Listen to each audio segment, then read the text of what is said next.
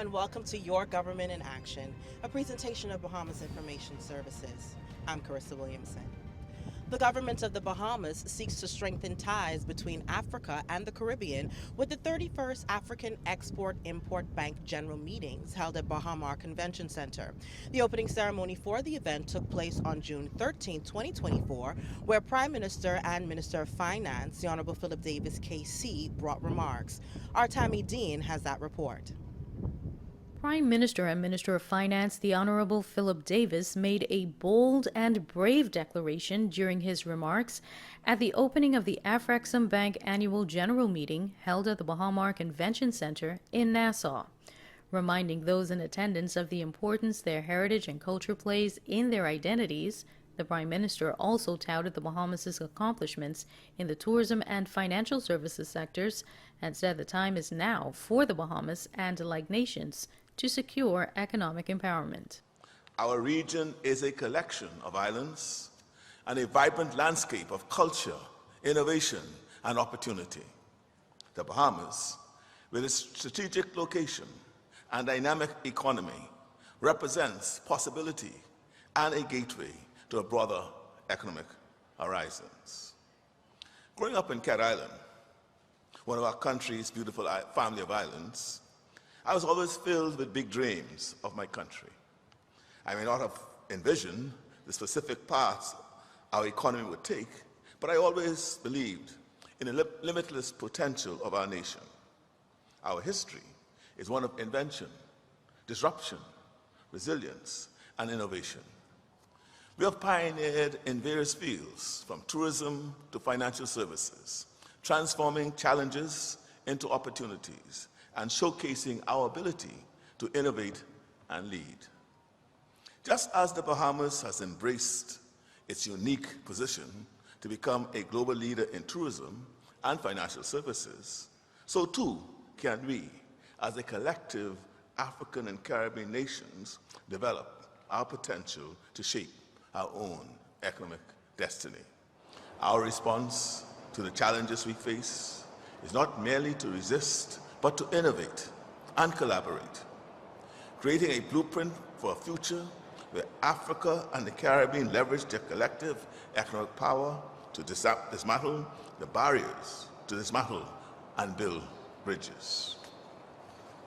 Our recent milestone at the United Nations concerning international tax matters represents more than a procedural victory. It embodies a philosophical reawakening and a recalibration of the scales of global justice. The Bahamas, in concert with our African and Caribbean allies, has catalyzed a pivotal resolution that reverberates a resounding call for an equitable reshaping of the international tax framework. Endorsed by 125 nations, this is not just a win in the ledger of diplomacy. It is a clarion call for a new era of fairness in global economic relations. Yet, this triumph does not signal the end of our challenges, but rather the beginning of a profound transformation. The road ahead is laden with barriers as entrenched global powers cling to outdated privileges that have long perpetuated economic disparities. The establishment of a new UN tax convention and a global tax body marks a critical phase that will test our collective resolve and resilience against those who benefit from maintaining the status quo. In this moment of pivotal change, we, the nations of Africa and the Caribbean, must embody the spirit of vigilance and an unbending principle. We are compelled not only by economic interests, but by the profound ethical imperative to advocate for a more inclusive and fairer global financial system. This must not be seen as a philosophical tool, but rather as a manifestation of our commitment to recognize and rectify the unique adversities that our regions face, particularly those exacerbated by climate change and natural disasters. What is clear is that we stand at a crossroads between perpetuating a financial architecture that systematically marginalizes less powerful nations and pioneering a new path that embodies true global solidarity. A historical paradigm where the G8 and G20 countries, the global north, where they dictate terms that serve their interests while sidelining developing states, must be rigorously challenged and ultimately reformed. We must demand a financial system that is not only inclusive, but founded on the unassailable principles of justice and equity. This is a call to action that transcends economic policy. It is a philosophical stance on what constitutes moral fairness in global governance. It is about asserting our inherent right to not only participate in, but fundamentally shape the economic frameworks that impact our futures. This battle is not solely for resources or influence, but for the very principles upon which we believe the international community should stand: equality, respect, and mutual prosperity. The imperative is now to unify our voices, harness our collective intellectual and diplomatic resources, and drive forward a transformation that will redefine the global financial landscape. The theme for the 2024 Afrexim Bank Annual General Meeting, which began on Wednesday, June 12th and wrapped up Friday, June 14th, was Owning Our Destiny, Economic Prosperity on the Platform of Global Africa. Prime Minister Davis's remarks pointed to what he described as a collective mission for the Bahamas, the wider Caribbean, and Africa to harness the potential that exists by creating pathways to prosperity that will ultimately benefit not just our regions, but the global community. For Your Government in Action, I'm Tammy Dean. Deputy Prime Minister and Minister of Tourism, Investments and Aviation, the Honorable Chester Cooper, said there is a tremendous amount of money to be made between Africa and the Caribbean during his remarks at the 31st African Export-Import Bank General Meeting held at Baha Convention Center on June 14, 2024. There is a tremendous amount of money to be made and resources to be had for Africa and the Caribbean. And we believe the Bahamas is the linchpin to do just that, as we consider ourselves the gateway to the Caribbean and the Americas. There are opportunities here for tourism, investments, construction, fintech, renewable energy, and infrastructure. We have thousands of students who can use your universities to bring back solutions for the Caribbean and for Africa. And there are thousands of students in Africa who can attend our universities and schools of hospitality. We must actively pursue how we can use our Caribbean tourism expertise to support Africa in further developing your tourism and hospitality industries. And we must actively pursue the sharing of technical know-how and investments in areas such as manufacturing and agribusiness. My cabinet portfolio includes tourism, investments, and aviation. And we are currently in talks with several African airlines about direct flights to the Bahamas.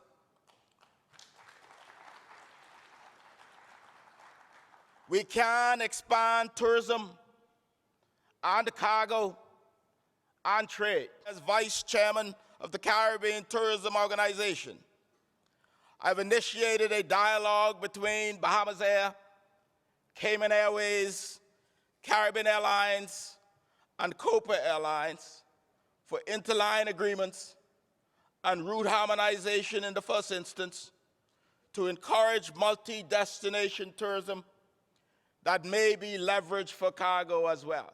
I'm extremely excited to see this vision coming out of the ground in Grand Bahama, and we thank you for your partnership.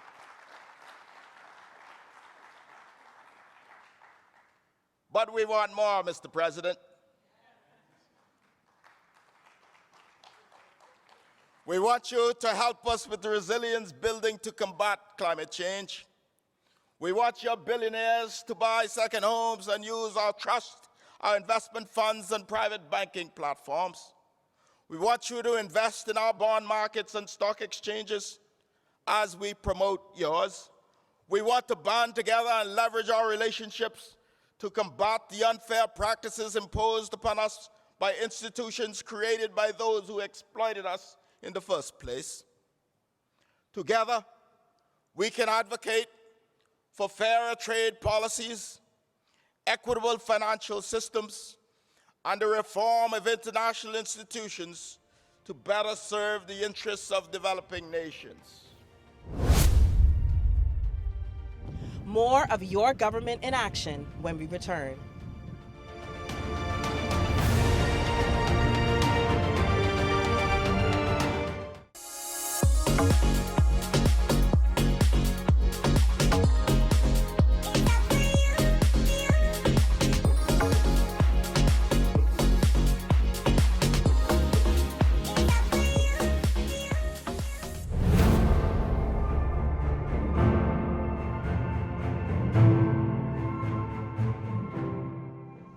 Welcome back. A reception to celebrate the 248th anniversary of independence of the United States of America, as well as a ribbon-cutting ceremony for the new U.S. Embassy compound, was held at the compound on Shirley Street on June 28, 2024. Also noted at this event was the introduction of the new U.S. Chargé d'Affaires, Kimberly Furnish.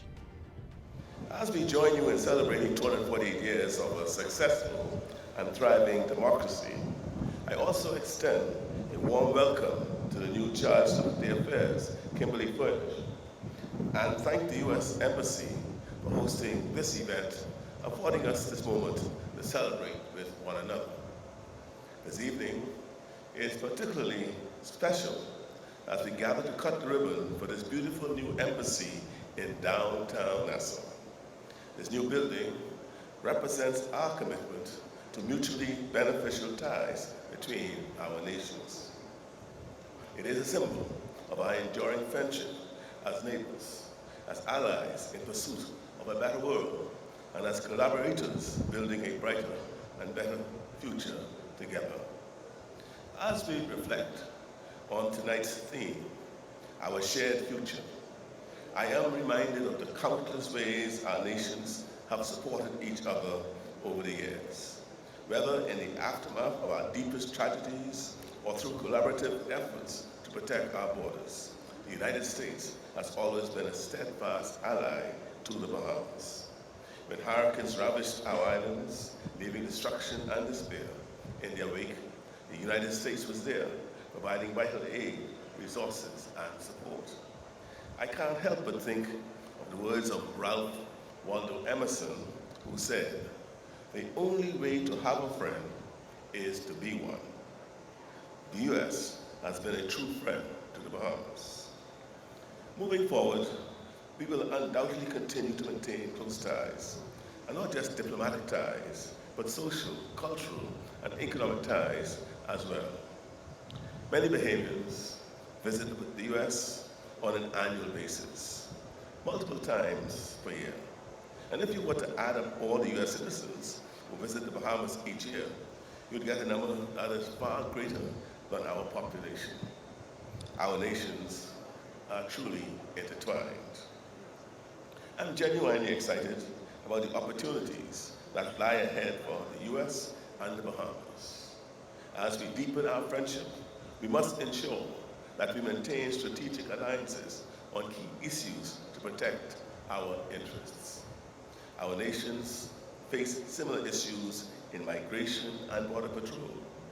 And we also are both preparing for more extreme weather events due to worsening climate conditions. These are just two of the areas where we have the opportunity to work together for the common good. One of the most important and sacred aspects of our relationship is our shared commitment to democracy, freedom, and human rights. These values are the bedrock of our societies, guiding our actions and shaping our futures. Together, we must continue to champion these principles both within our borders and on the global stage. As we celebrate this milestone, let us also take a moment to reflect on the future we envision for our nations, a future where our collaboration leads to greater prosperity, security, and well-being for our citizens. A future where our shared values and goals continue to guide us towards a more just and equitable world. Together, we can achieve great things and ensure a prosperous future to both of our nations. I want to thank the Bahamian leadership, Turks and Caicos Island leadership. I can't wait to visit your beautiful TCI. And to my U.S. Embassy colleagues, not just for this incredible party, but for all the work you do here on the islands on behalf of the American people. I'm so excited for all the wonderful, worthy work that lies ahead of us. Lastly, I really want to thank all of you that are here tonight. And we're also live streaming, so I want to thank everyone who's tuning in on Facebook Live. There are fewer special moments for someone who spends their career like I do than to be a diplomat serving overseas on the 4th of July. This is the 248th anniversary of America, and it's really the greatest privilege of my career to be here with you doing this. And as they say in my hometown of New Orleans, thanks for coming by my house, y'all. This stunning building behind me broke ground back in 2019. During the initial planning and construction phase, we had a beautiful tree. It was a tamarind tree on the site, and we really wanted to find a very special artist to take that tree and create a historically significant, beautiful piece of art that represents both the United States and the Bahamas, and looking toward the future. And Antonius Roberts, famous Bahamian artist, did that for us in spades. He created this beautiful sculpture that you see before you here, and he's here tonight. And can we just please recognize Mr. Roberts? Thank you.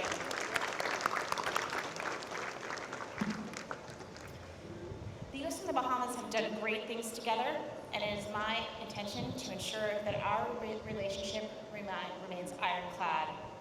Security cooperation remains the foundation of our relationship. American law enforcement and U.S. military personnel work together with our counterparts across the Bahamian government to curb irregular migration and the illegal flow of drugs. A cultural closeness that our nations share is as prominent today as it has ever been in our history.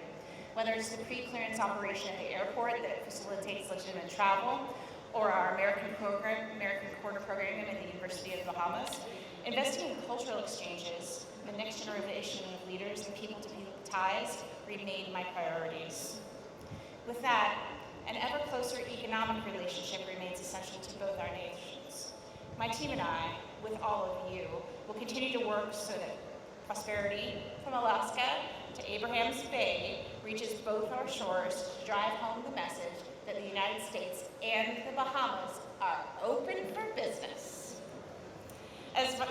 Thank you. I also want to highlight the Academy for Women Entrepreneurs. It's the U.S. Embassy's flagship program for Bahamian female entrepreneurs. To date, more than 300 women leaders have graduated from that program. And as Vice President Harris says, when women succeed, all of society succeeds. As I look at all of this new U.S. Embassy, I see many things. I see the next 50 years of friendship. I see a physical symbol of the United States. I see an investment in the Bahamas. I see a partnership more than worthy of celebrating tonight. I see our shared future. Grand Bahama is well on its way to rebuilding. The plans for the development of the island were highlighted by Prime Minister and Minister of Finance, the Honorable Philip Davis, KC, during his contribution to the 2024-2025 budget debate on June 17, 2024. Our Ladidra Marsh has more.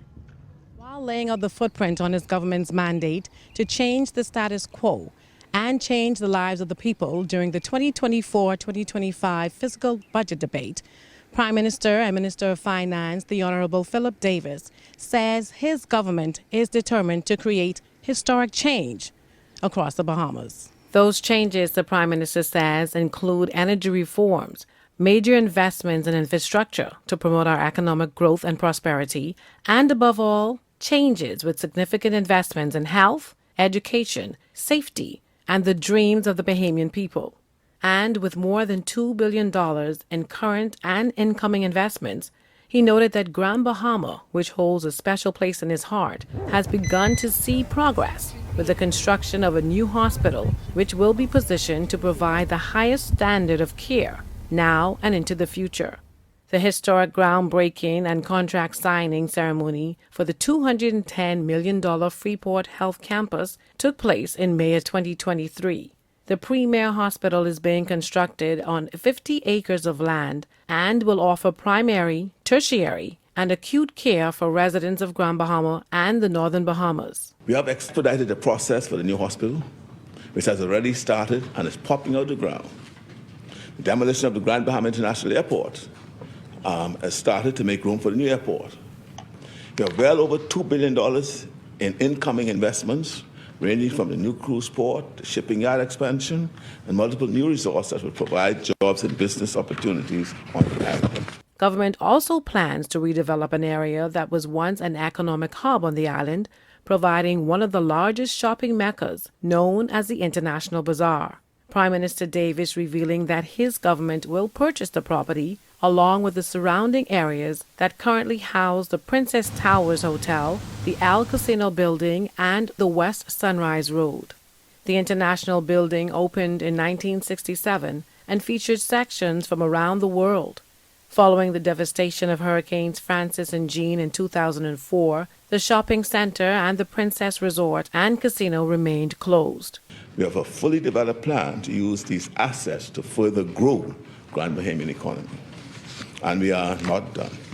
The Prime Minister also mentioned efforts to improve relations with the Grand Bahama Port Authority to ensure better development and opportunities for the island's residents.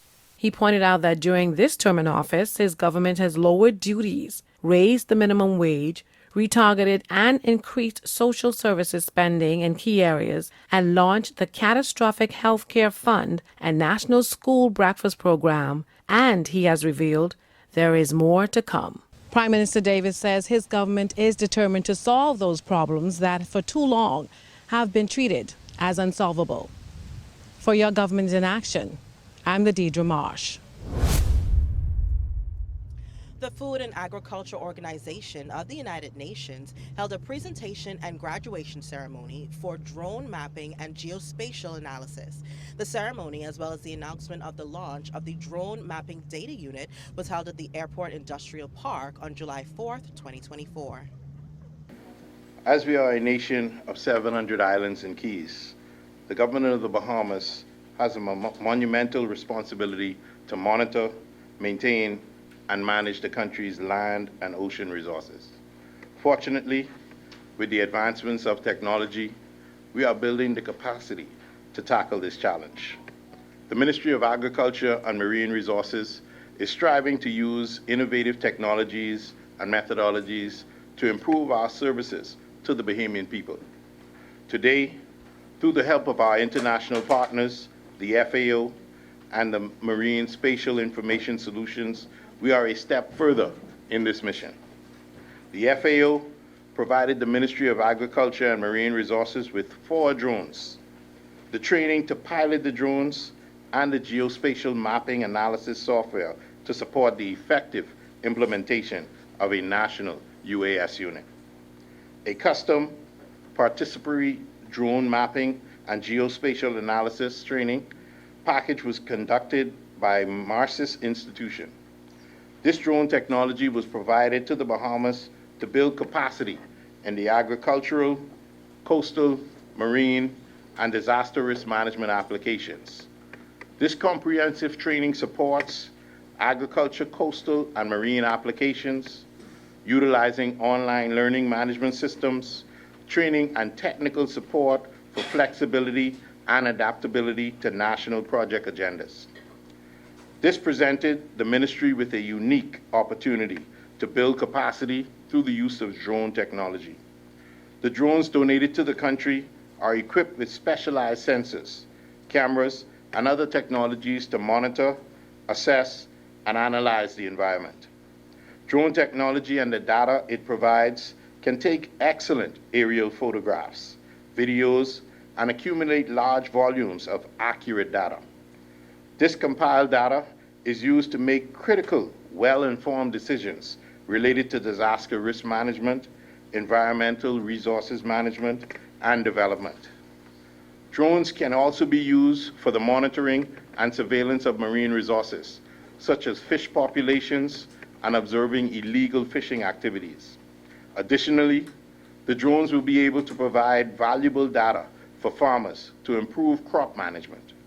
Therefore, we took this as an opportunity to invite other government agencies that are also tasked with similar responsibilities in some form or fashion of monitoring, maintaining, and managing this country's land and ocean resources.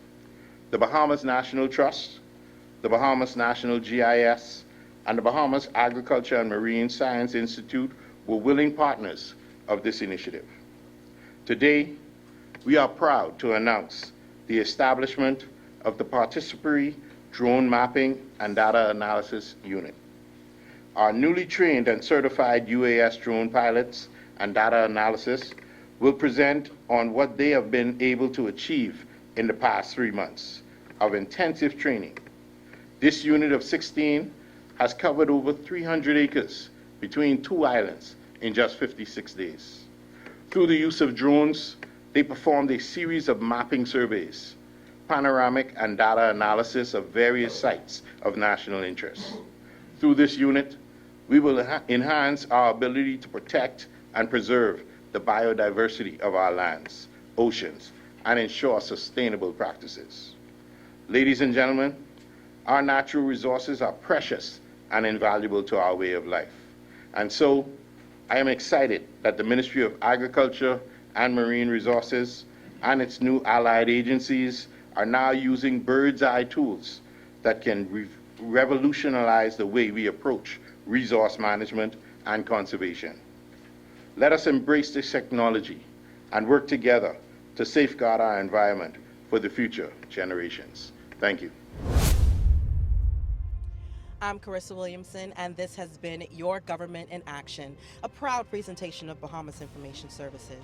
Join us on Tuesday evenings, where we bring you highlights, coverage, and information as we continue to do what we do best, linking people and government.